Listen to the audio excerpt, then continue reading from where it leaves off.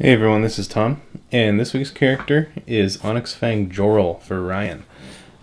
This was a huge blast to do. This is the first time that we've had a Dragonborn character, and I'm actually really starting to like doing these themed weeks. A lot less people participate because when you get more specific, it kind of limits how many people have characters of a certain kind. But the results are always, or at least have so far been really fun. So I plan on doing more of them in the future. I'm definitely going to be doing more dwarf ones and more dragonborn ones. And I want to do a drow one soon, and whoever else. I want to do a Goliath one, and a gnome one would be good, and just try to get as much variety as we can as possible. I just want to make sure that everybody knows as well that non-humanoid characters are totally allowed.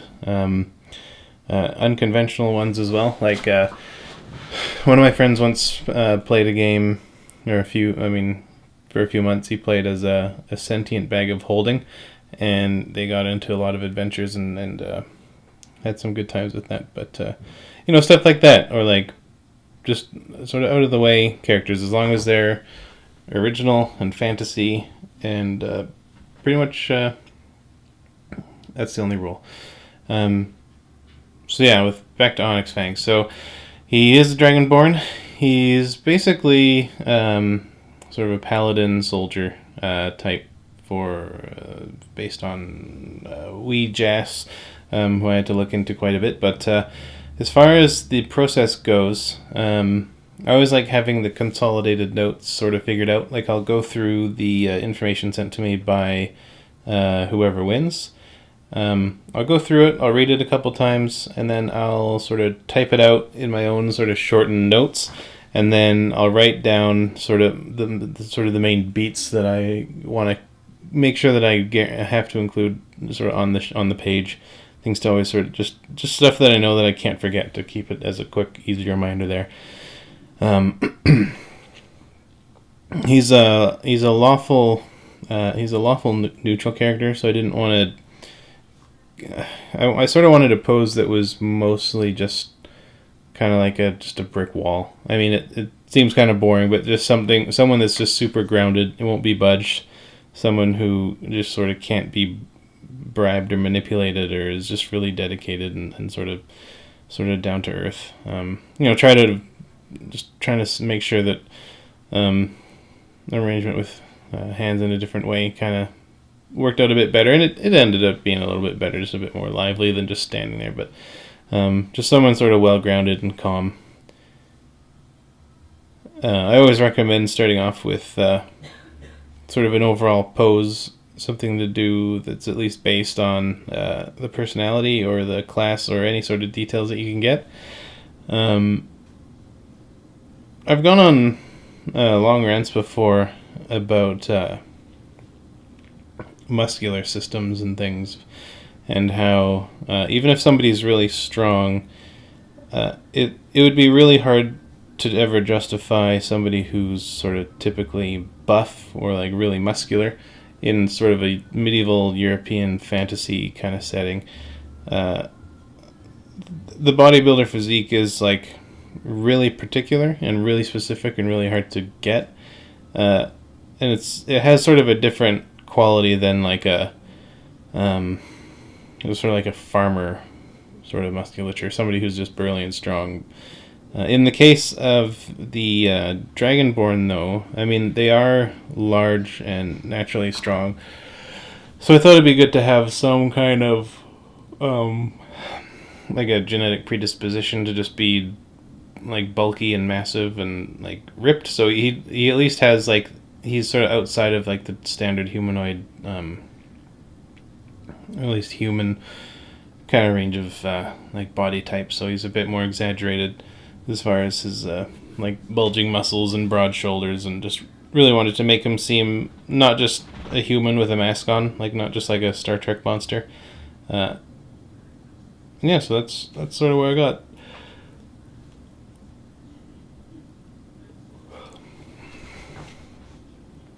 So I always like starting off with just the pose and sort of making sure that the underlying basis and volume and form is there before going any further.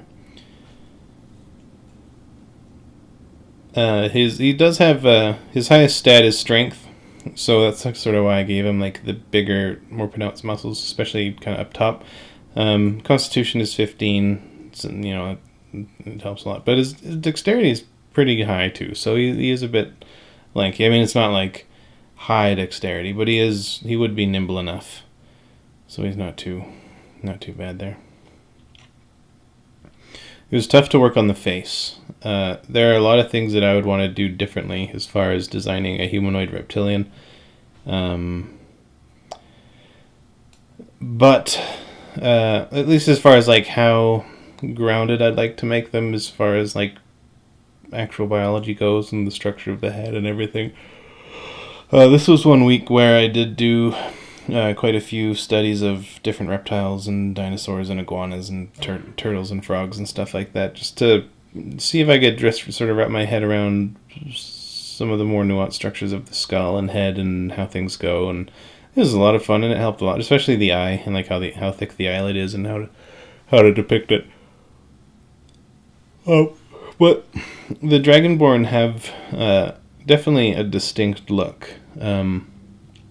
Even across all the different varieties that they seem to have, like, I mean, outside of like the color, I saw that I've seen like blue ones and orange ones and purple ones and yellow ones and green ones and black ones and brown ones and whatever, but they often have sort of like a larger singular beak-like scale out front and a certain kind of zigzag to their mouth opening and things, and it has a flavor to it that I think anybody who has a Dragonborn character might appreciate, and then I do want to at least attempt to go for that level or that aspect of their expectations being met. So I wanted it to look as close to what might be in their mind as possible. So that's kind of why I went with the standard reptilian humanoid look. If anything, like I actually really quite like the can't remember what they're called right now, but the reptilian humanoids in Skyrim. I really like how like dinosaurian they look. So in this case, the skull, it is based largely on a mix between sort of like a T-Rexian-ish kind of skull, I think it's theropod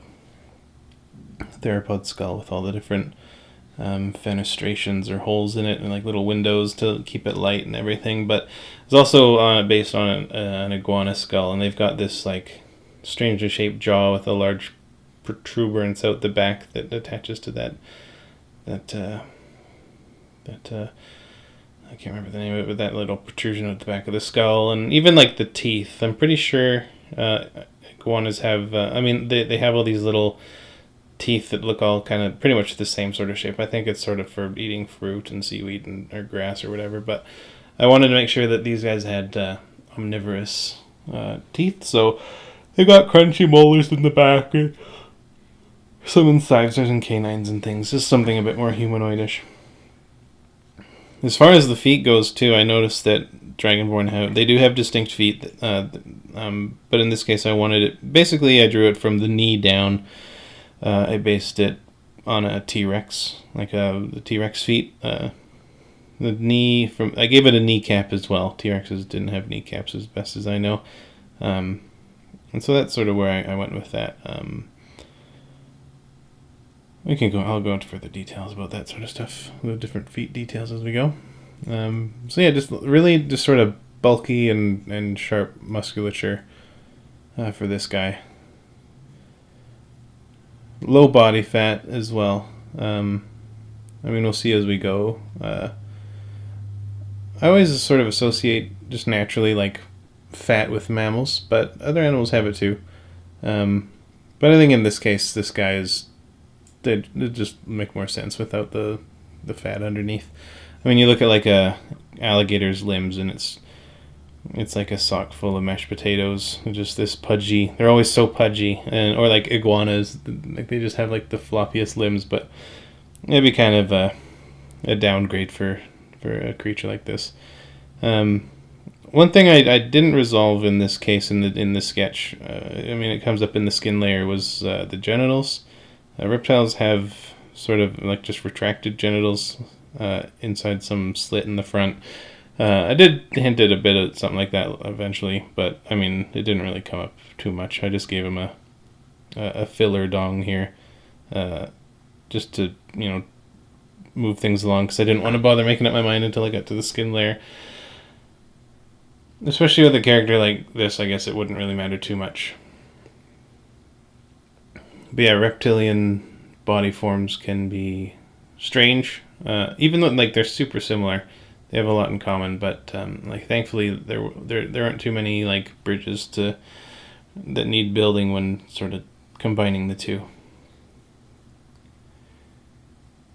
It'd be good to include a bit of like vertebra cantilever structures on the back, just if they do have such a heavier head. And I was also made sure to include their sagittal crest up at the top. That sort of how you can see the muscles going up over the top of the skull. Those are muscles that pull the jaw closed, and good for chewing and biting and everything. So the drawing stage, it was nice I took my time a bit more on this stage and put in a lot more detail than I normally do. This is where a lot of the reference sketches that I had done throughout the week came in handy. Just getting a sense of how scales work, how kind of the thickness of the scales and the shape of them throughout where they're on the face and how they might go, and even just like how to depict them more relaxed and just not be too stressed about putting them in there and thinking of them as like arduous detail, but it is actually like really fun. It turns out I really like drawing scales on things and reptilian stuff, even though mammals are definitely my favorite sort of animal type thing. Yeah, reptilian stuff is coming up at a close second. Now I've got a real pet peeve that comes up in art a lot, and I mean not so much as nowadays, but when people draw reptilians and they just sort of have like a really even and consistently sized arrangement of scales everywhere, or even on the face. I always, yeah, there's room for it in the animal kingdom, I suppose.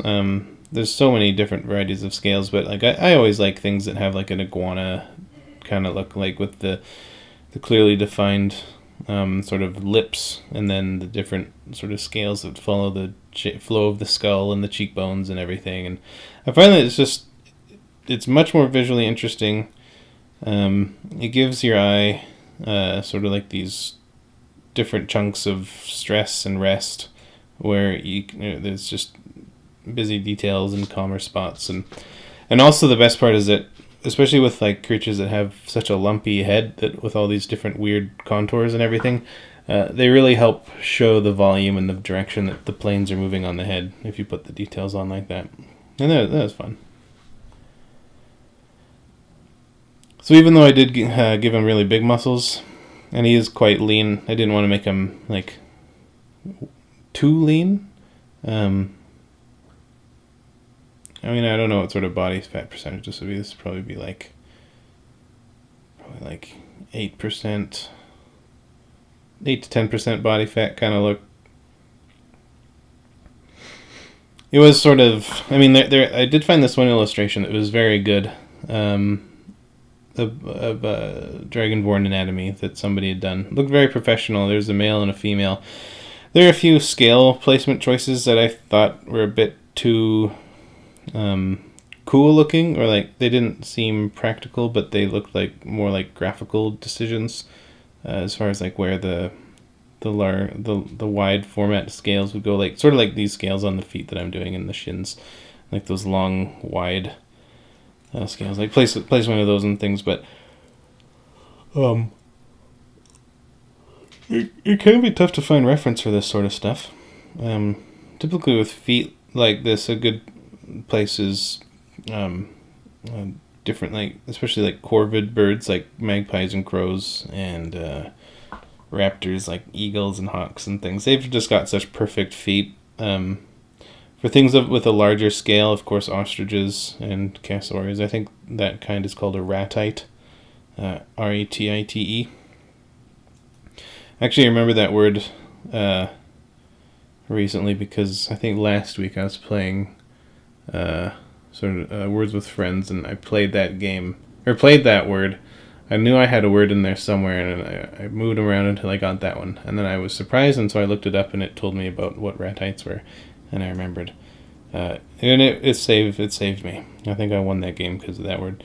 Anyway, so I do redo the torso belly scales. I think at least once until before I decide to just sort of like remove them and keep moving forward. This can be a tough section of scales to include on a torso.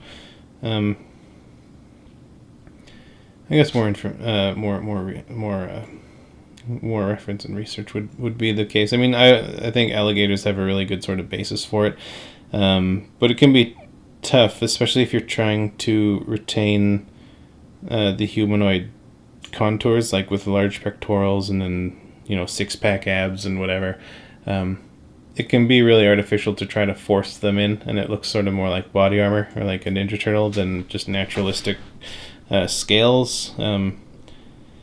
But there's so much variety, and I wouldn't worry too much about it. As long as it's mostly horizontal and still allows for some side-to-side motion, you're good.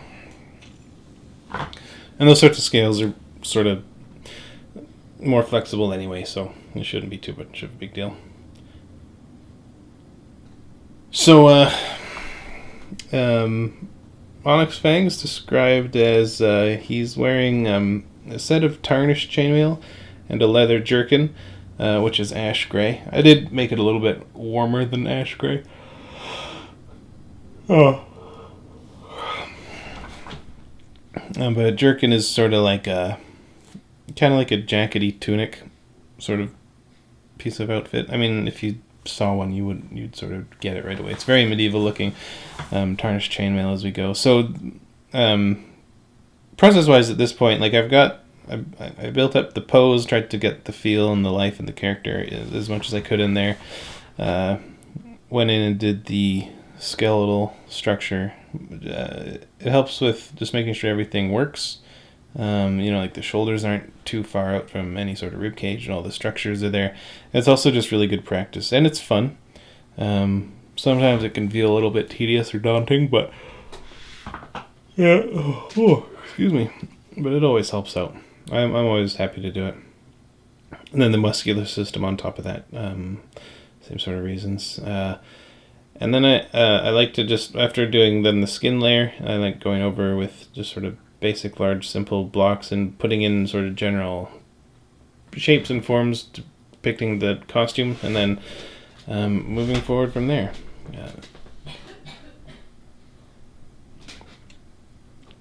So I guess I could go over some of the... I'll go over all of the details. Ryan actually gave me probably the most succinct of all the descriptions yet. It's basically a paragraph. But it was actually quite fun. It was, especially compared to the last character, Asmora. She came with quite a big description, and so it's kind of neat to have. I did comment on that quite a bit, but it's neat to have the longest one and then I think the shortest one right after. It's neat to sort of see how differently the process went. So mechanically, he's a lawful neutral dragonborn with a black dragon heritage, hence the name and the dark scales. So he's a paladin soldier in 5th edition. His stat array with racial bonuses applied: 16 strength, 15 constitution, dexterity 10, intelligence 8, wisdom 12, charisma 14. He's in his late 20s and stands 6'5".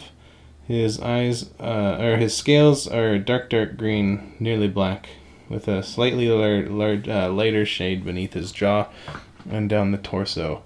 His eyes are carmine red that reflect light sources at night, giving him a sinister appearance.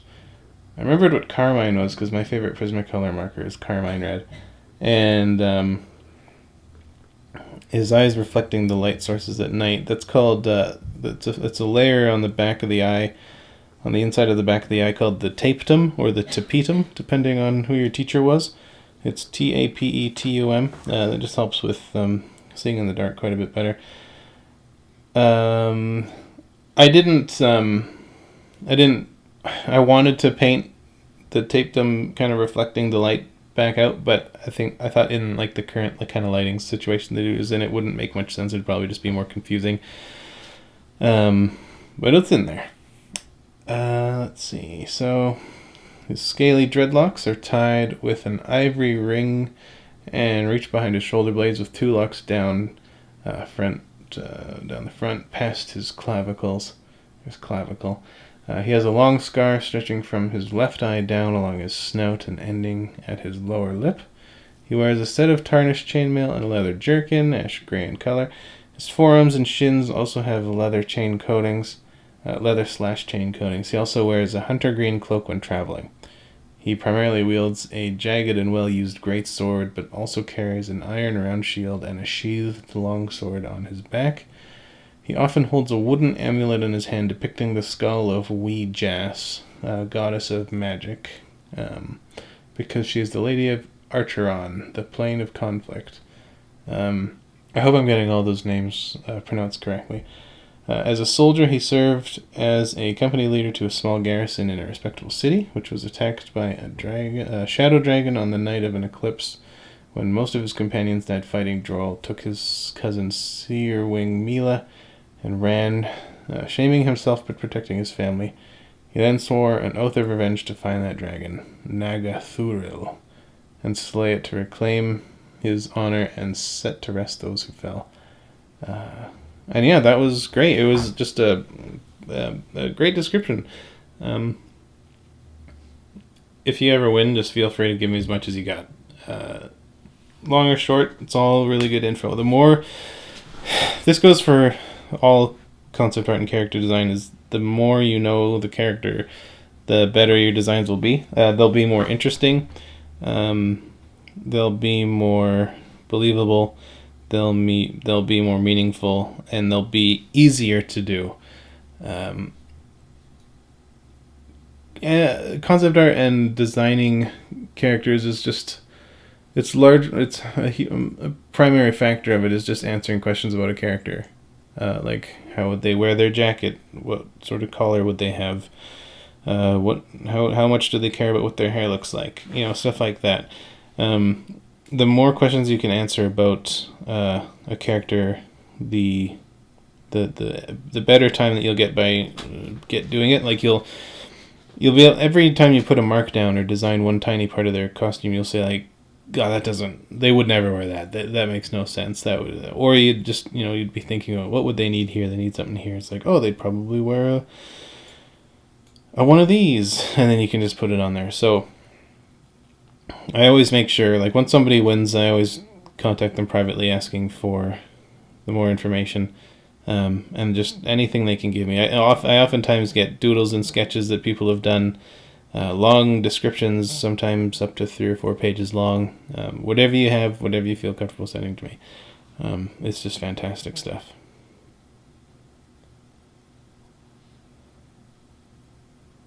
So in the case of Jorl, he's got a jerkin on, so just sort of like a long leather kind of tunic jacket type thing. With the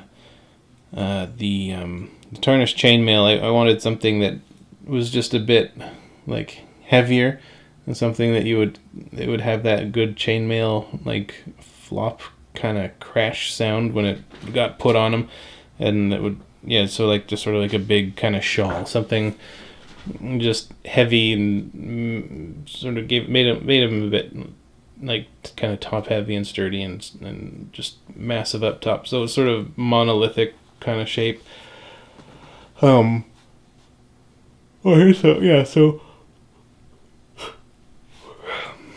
putting in the especially on a lumpy head like a dragonborn, the same rule applies to move forward and to help out your process a lot. It's just general to specific. I say it a lot. I say it maybe every day to somebody, but it's the best way to go. So just starting off with putting in the shadows where you know they're going to be. Even just starting with putting in there lightly, just to kind of, you can build it up that way, but just putting in the shadows where you know they have to be, and then that can help. It'll help you start to really see it as an object, and you'll be able to kind of push and pull the 3D structure of it and the volume. And the more of that you do, the more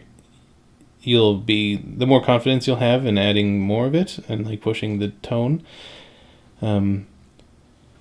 Even in just starting lightly, what was I gonna say? It's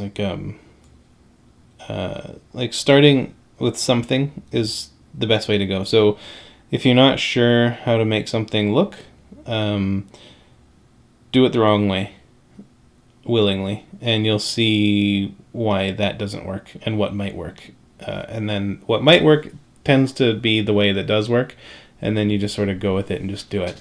And that's what I'd recommend. I hope that makes sense.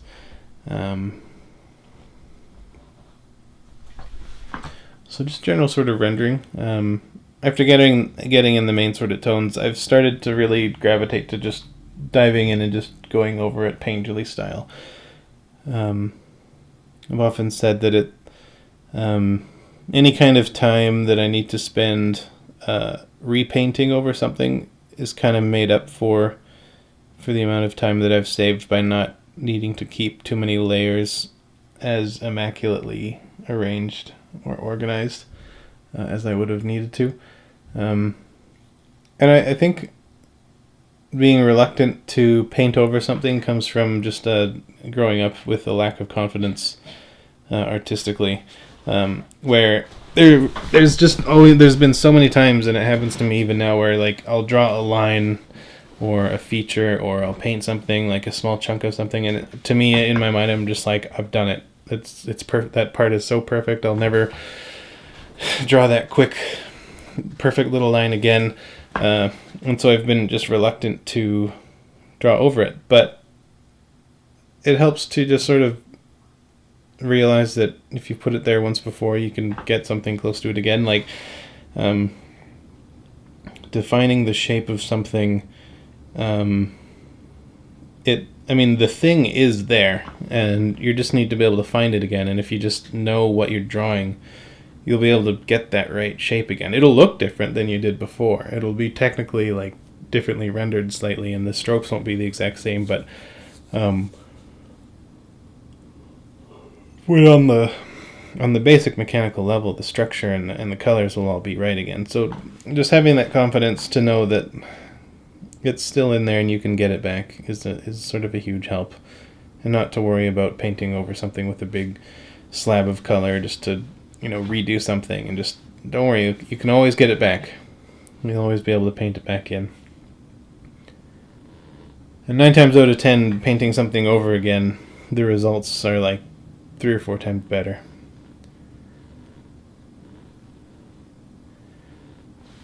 So yeah, I actually found painting the scales just really fun and relaxing, but also quite challenging. It's really easy to get carried away, and if every scale is shaded or rendered or has lighting on it or shadows on it, that totally ruins the look of scales, I've found. You have to, even though they're really fun to draw, and once you kind of get a handle of it, it's really easy to make them to feel really good about them after you put them down, but you gotta be ready to leave a lot of them alone and just move on. Otherwise it just all looks flat and bad, and so that's my word of advice for scales, is to just let them be. Just put them there and just leave them alone. So you got this cape going back over his shoulders. I do kind of regret making it asymmetrical, like one is kind of up his other shoulder a bit more than the other, and I just hope that it reads that it's sort of being worn uneven rather than just sort of like an unnatural asymmetry that I hope it just doesn't look like. What time will tell. So I was thinking about like full discretion. As I was working on this one, I was actually really kind of scared about how it was going. That actually happens most of the time. I feel very kind of scared that this is going to be the one that breaks me. This one definitely felt that way for the longest time. Like I just didn't know how I was going to turn around. I ended up being quite happy with how this one turned out, and I've actually been really happy with how all of them turn out. And I mean, I've often said that this is sort of being done as a learning experience for me to grow, and I think already the number one thing that I've learned is the value of perseverance. And it might sound super tacky, but on almost all of these, I've just felt like they're going to know I'm a fraud. The jig is up. This looks like crap. I don't know how to make it work. But I just make the conscious decision to keep with it and to just tweak it and add things and change things until I like it, and just don't give up until it's done. And that's worked every single time. And now I'm finally feeling like I can put my faith in that and just actually like dive in every time, and just as long as I just keep working on it, it's gonna turn out, and I can make something that I can be proud of showing the winner and like giving to someone. Like one thing I was having a hard time on with this guy was trying to think of like what to do with the chainmail. For the longest time in my head, I just had it pictured being just sort of generic chainmail. And along with that assumption, I just always knew rationally that was just going to look really boring. But I wasn't going to touch it yet. I was panicking, and I was just moving forward, and I just had to keep going. Like even at this point, I was still like with the dark scales and the dark clothes and everything. I just kept adding everything, or pushing everything into darkness, making it darker and darker and darker.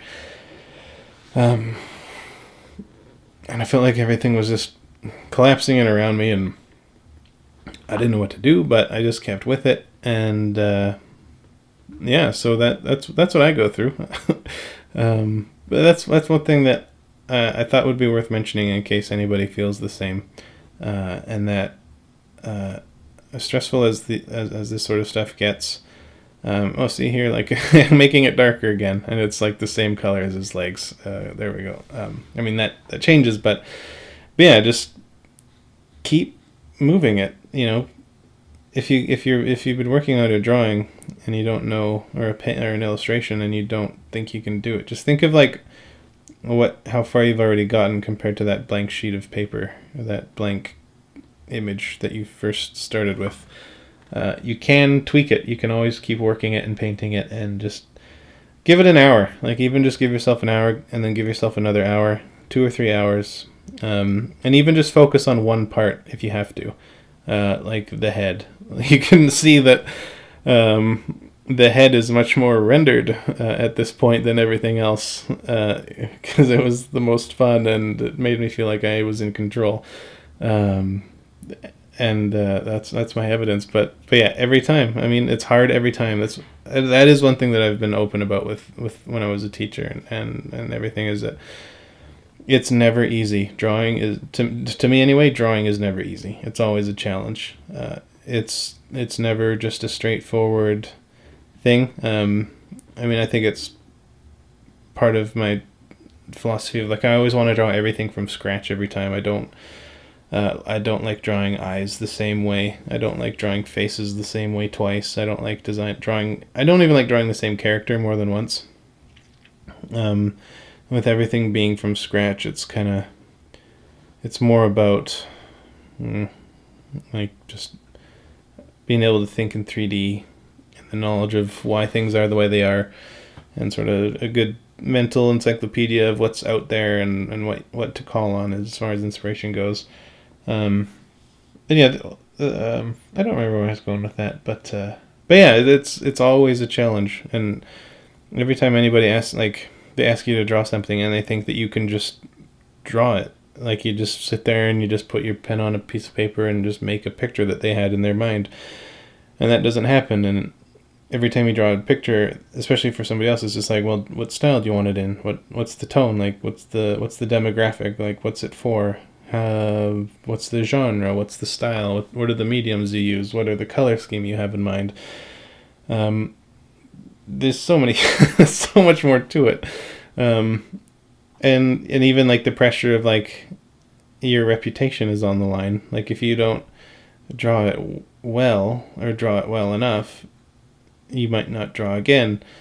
But it's kind of like food. Like I don't remember the last time I had a horrible meal like that I thought tasted really bad.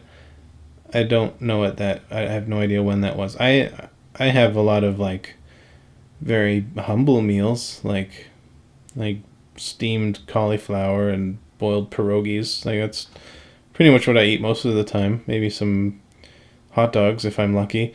But I mean like things that just taste horrible, like something that tastes like garbage or tastes like poop or tastes like dirt. That doesn't really happen. And I think it's just because people put effort into things, and that's sort of the same with drawing. You just keep moving forward, and you do improve. But I think I'd say that I think people are sort of judged on where they're at.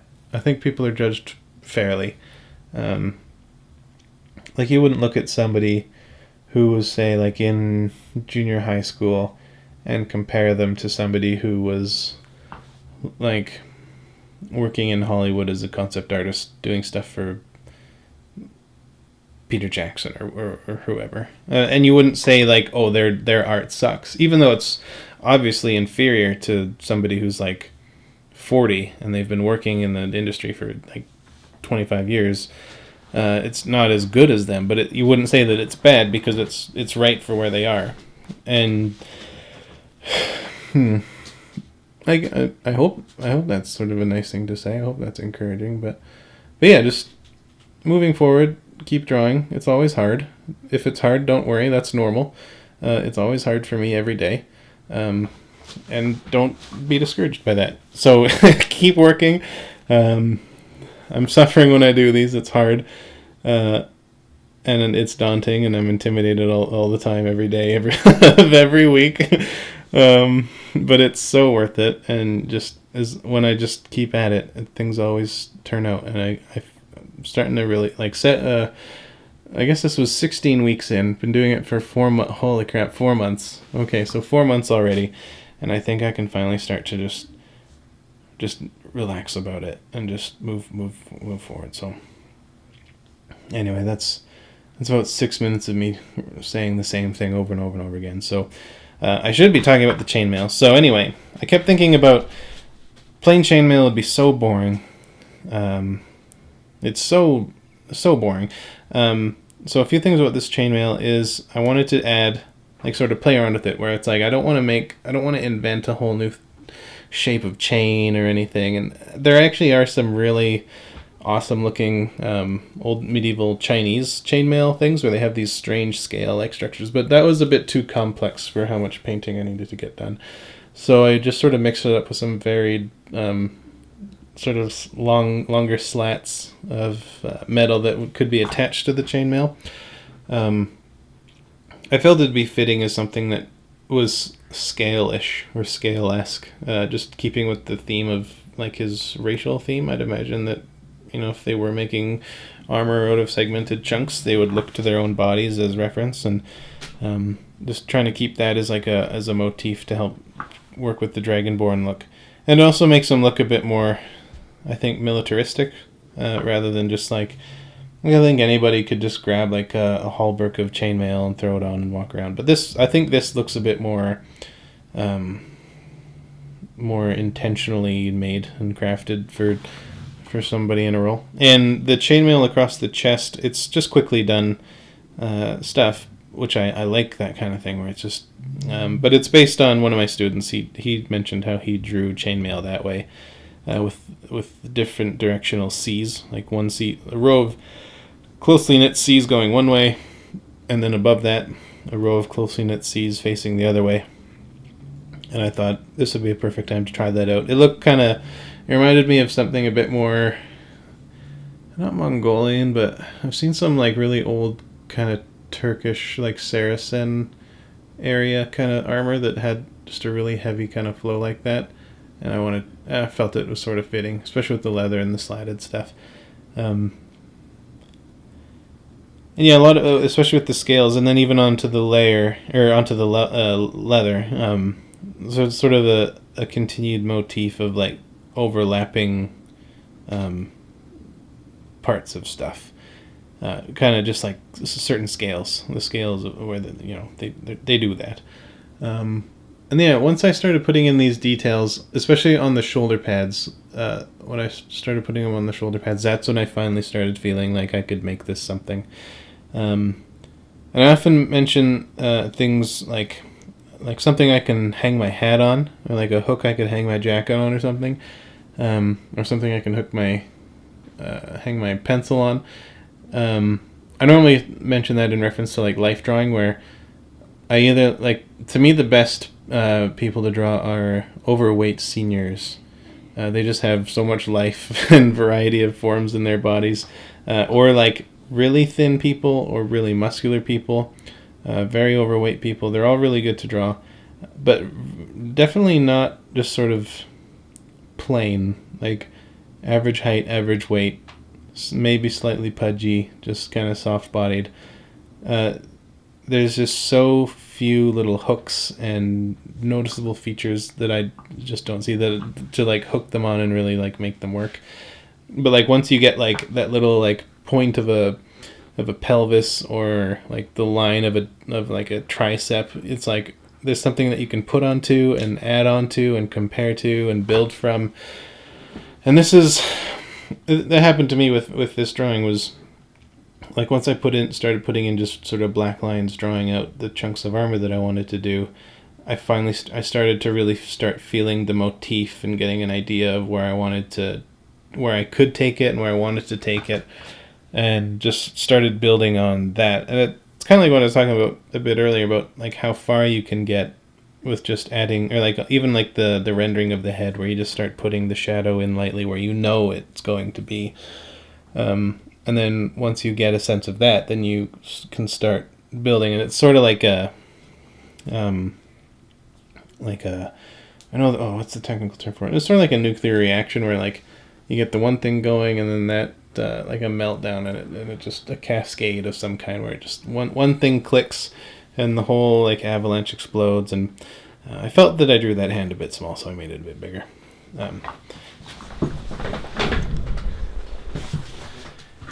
Yeah, once this was definitely an absolute case of banging my head against the wall until the wall broke. Sometimes your head breaks, but most of the time the wall breaks. It just can take a long time.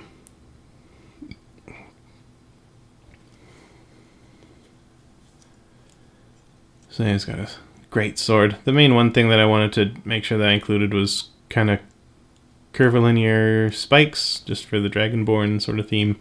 And then I've always loved like just the super classic look of a great sword with the really long double-handed handle, with kind of like that little pommel part with like a bastard sword kind of extension, and then that part above the hilt with like the extra leather there, that's looks like something that you could hold on to there as well for like bolstering something.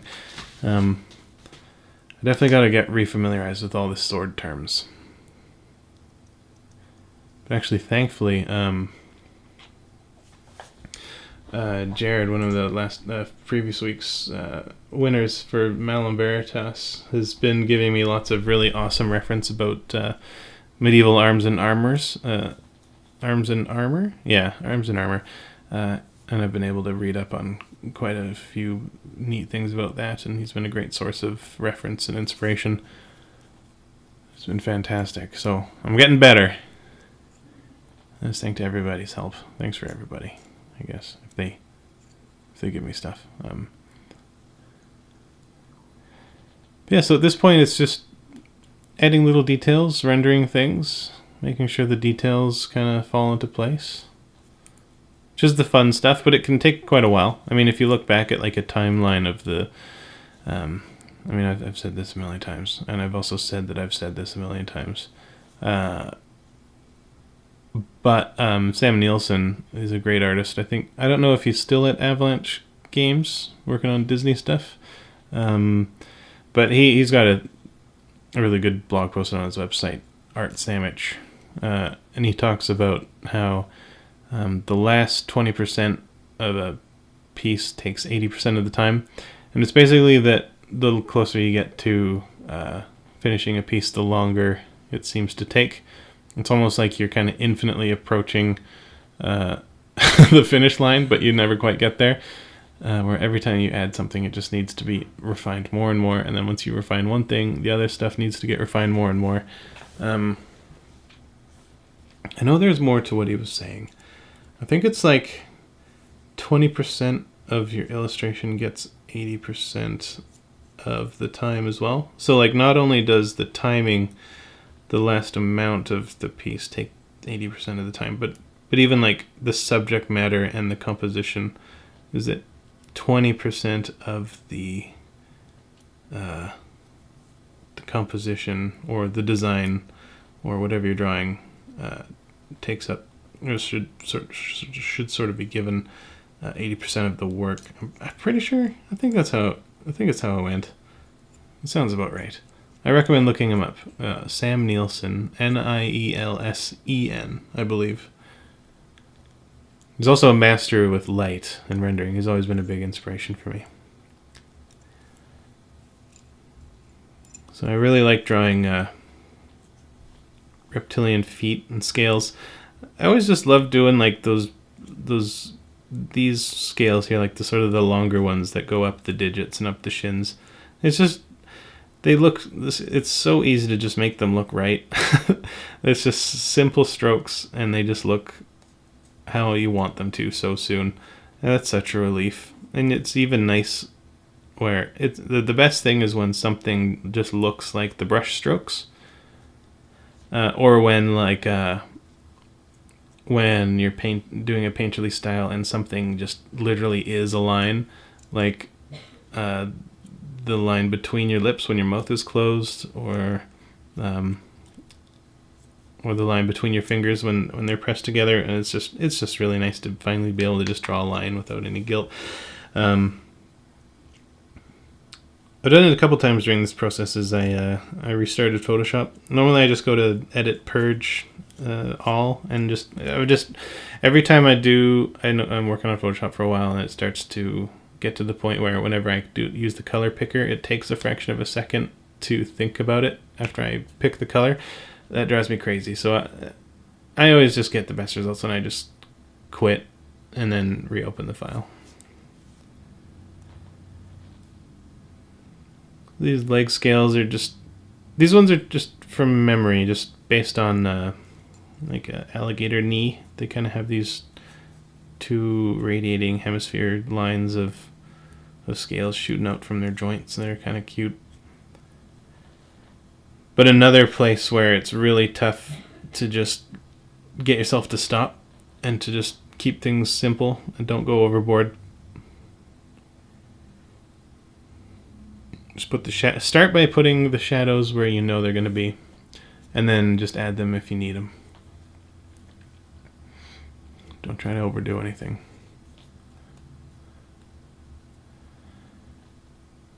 Curious about what a Dragonborn's skin would actually be like. In all of the depictions, there seems to be a wide array of different sort of scales. I read one description where they have very small scales, and I could see that. It depends on the race. That might have been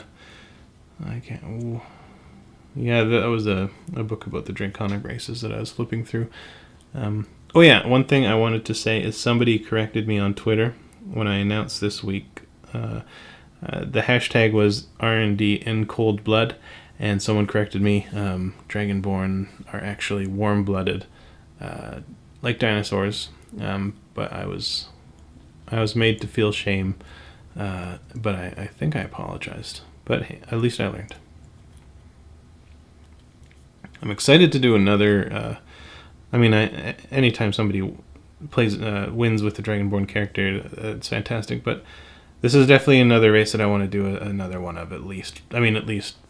At least one. I want to do a bunch more of these. This is so much fun, and there's so much room for variety, like fun variety for like colors and styles and body types, and there's so much variety with Dragonborn. I'm really excited about doing more.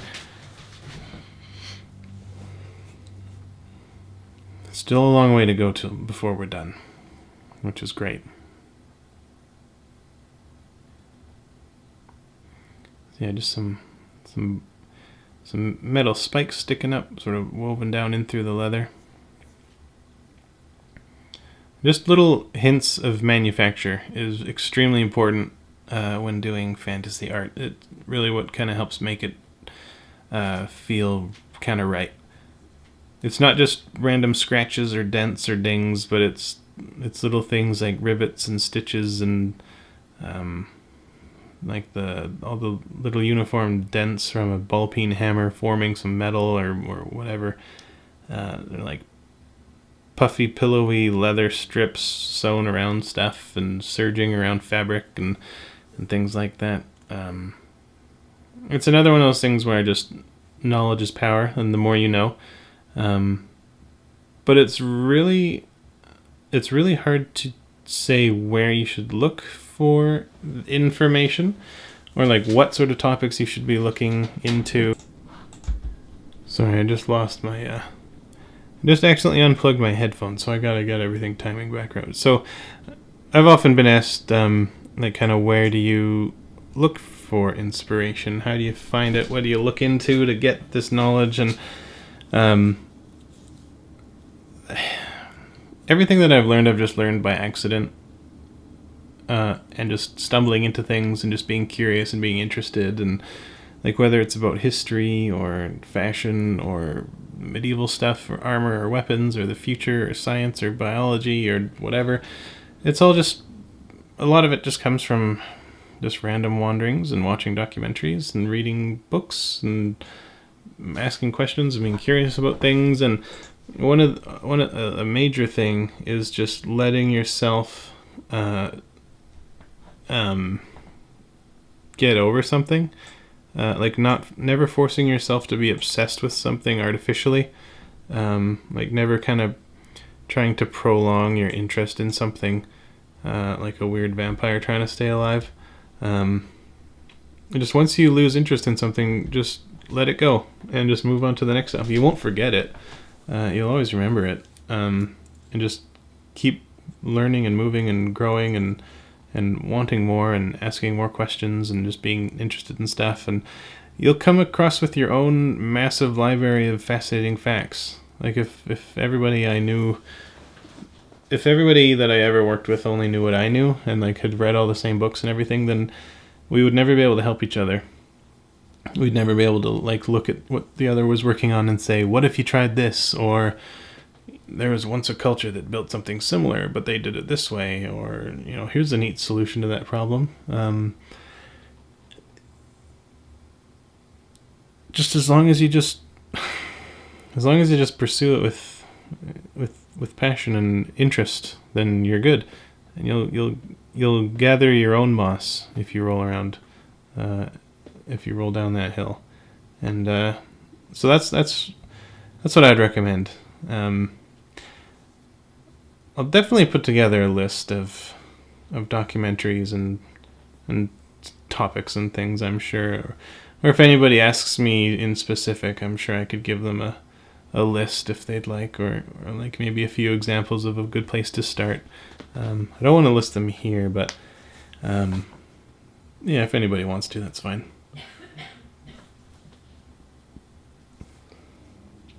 So in the description, it mentioned that he has an ivory ring that holds his dreadlocks back behind his back there, and I thought that would have been cool to draw, but it's obviously not visible. So I put a few rings in front just smaller ones, just to kind of hint at that. Like maybe he's got a whole bunch throughout his hair. I was a bit bummed out the fact that it looked like a bit like Predator, but then I said, who cares? No one cares about that anyway.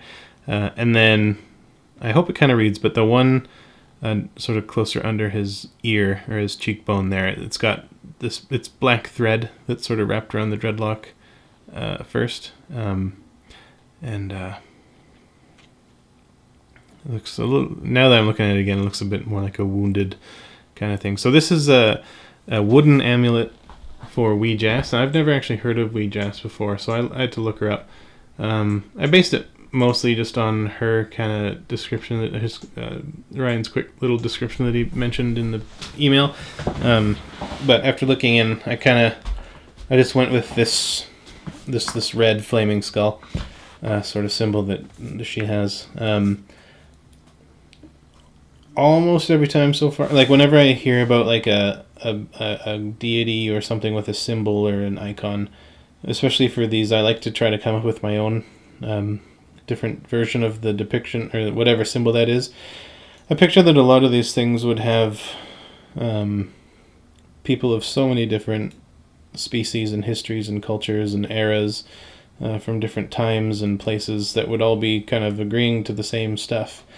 But they would all be working on it from different viewpoints, and they'd be drawing or sculpting these things from different cultures, but they'd still be containing the same motif. So thinking about like this red skull with flame coming out of it, carved out of wood, I just made it something. It's vaguely based on what shows up on her wiki or in the Google image search. Oh. You see a red skull with flame, like tongues of flame sticking out, and then I wanted it to look just like it had just been painted red, and then just it's been around a bit, so the paint is chipping off around all the places where it would get chipped off, and that was that. It's fun. I like doing it that way with the symbols rather than trying to look up any sort of canonically approved image like from the books or anything. It doesn't help that I find a lot of that stuff to be really tacky and kind of bad. Mostly just because I don't think people in like Western medieval fantasy would draw or design things graphically like how people living in 2000 whatever modern time real life would draw things, and they often have like just that kind of out of that anachronistic kind of appearance. Like we had at this one artist, and there's like a wanted poster, and the art for it was done in like a 90s comic book style, and it wasn't right because no one in a medieval fantasy world would draw in a 90s comic book style for a wanted poster in their world. And like that's just sort of an example of how that's bad and why that's sort of a bad thing. So I just like making stuff look like somebody like just made it out of passion or love or something. Like if you just look up like folk art or like toys from like rural Russia in the 1800s, you'll see some more sophisticated stuff, some less sophisticated stuff, but things that just look like it was made by real people that aren't using ZBrush, and that I think that's much more important than. I think it's way better to do that than try to make something that looks cool. Everything should fit in. Everything should look like it was made for real. So, anyway, so excited to have done my first Dragonborn. For this, I hope to do many more. Everybody's invited. Every character's invited, as long as it's yours. It's fantasy. I know there was a third thing that I put in there, but I can't remember. That's it. Just go crazy with it. Humanoids, non-humanoids, everybody's welcome. Every Monday on Twitter at R&D Fantasy. On Sundays, I announce what hashtag to tweet to enter. All free. And then Monday, everybody enters, and then Tuesday morning, the winner's announced, and then the following weekend, you get it all done. So Twitter at R&D Fantasy. Thanks for watching. If you have any questions, send them my way, and I hope it helped.